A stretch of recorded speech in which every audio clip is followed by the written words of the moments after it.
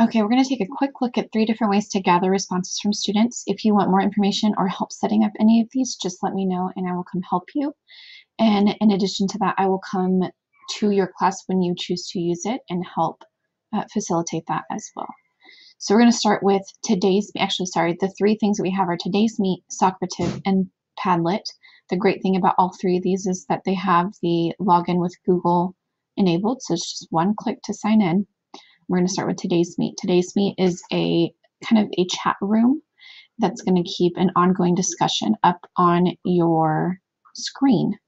So when you log in, you're going to come straight to this page. You can open your room by naming it. You get to choose how long you want it open for. So if this is something you want to use in math all week or all month or for a certain period of time, you can do that. Or if you just want to use it right then and there, you can do that as well. You can choose if you want anyone to anyone to join, or if you want the students to log in. That's up to you. I would start with anyone at the beginning until they get used to it, just to save time. And then you're going to simply open your room. So when the students come to this page, and I'll show you how to get to the page in a second, they're going to choose a nickname. You can have them do their initials, you can have them do a number, or you can have them put their name. And then that's what it's going to show their messages for.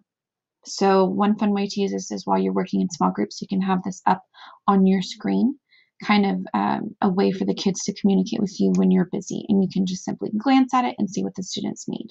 So if I was doing that and I needed help from my teacher, I could just say real quick what I needed.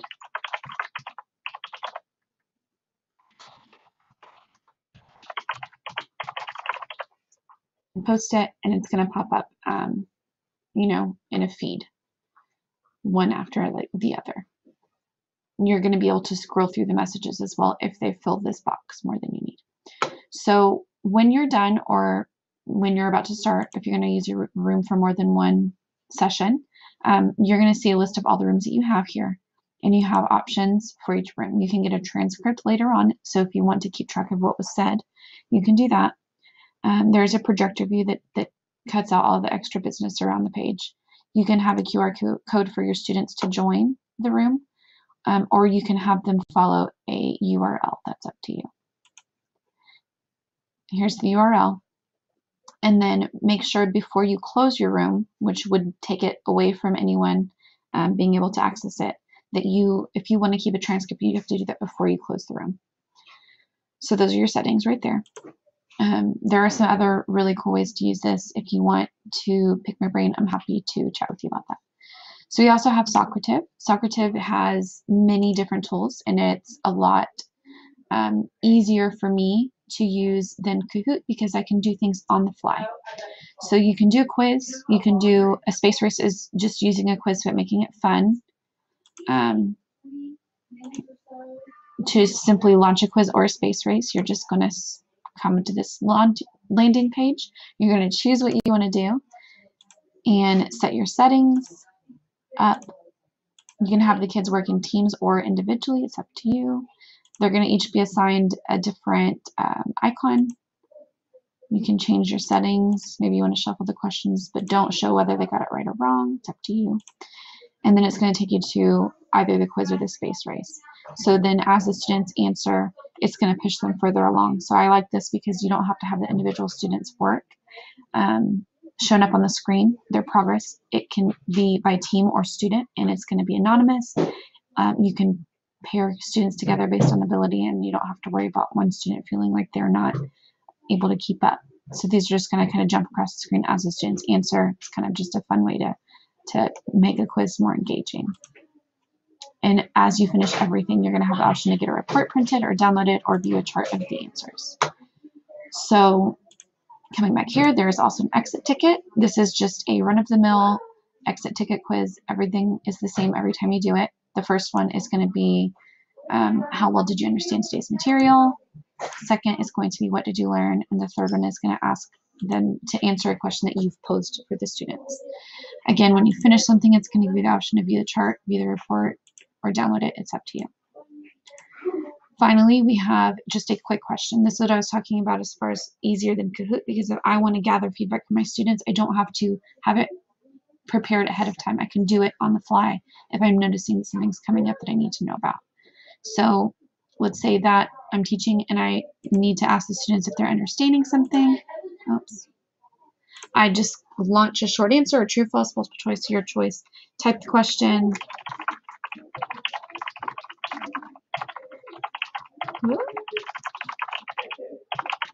And type. You can choose whatever settings you want, and then that allows the students to quickly answer your question, and you're going to have a feed of what's going on as they answer. So in order to get your students to this page, there is, a class code that you'll share for the students to join you. And once you get the students all in your class, it should bring them back to that same room every time. All right, so that is Socrative. You can use it for quizzes, questions, exit tickets, however you'd like. And last but not least, we have Padlet. We've talked about Padlet before. For those of you who are new, it's a pretty awesome tool that allows you to gather student responses. I like this one because they can respond in a variety of ways. So one of the old ones that we've done shows that you can add a picture, an image. You could even record, the students could record their responses with a microphone or a camera. They can add a document, an attachment, or they can simply just type their answers. And it's going to come up wherever they click on the screen, or if you want to have it line up in rows and columns, you could do that as well. So the way you create a Padlet is with this bright pink button up here. It's very simple. You're going to do a wall to start, and this is just like a pin board, and every answer is going to line up on the screen as they submit their answers. So you give it a title. You can add a description or add a question here if you'd like. You can change your background. And then the last thing that you need to consider is how you want to protect this. So you can have it password protected where the kids have to enter a password before they can post on the wall. You can choose the privacy if you want it public or private. That's up to you. Set it however you'd like it to set.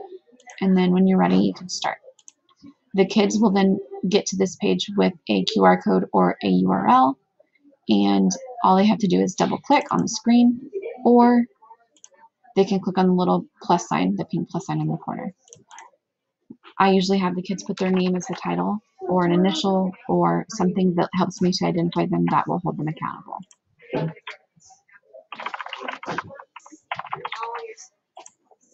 And then when they're done, they can edit as many as they like, or they can go back and edit their own responses as well. The great thing about this is, as the teacher, since you own the page, you can come back and delete anything that is inappropriate or you think is unneeded. The only downside to Padlet is that you have to refresh the page to see as kids add their responses. That's all for today. Please let me know again if you want help doing any of this. I'm happy to come teach you. I'm happy to come show your kids. I'm happy to just be an extra set of hands. And I hope that you learn something new. Thanks.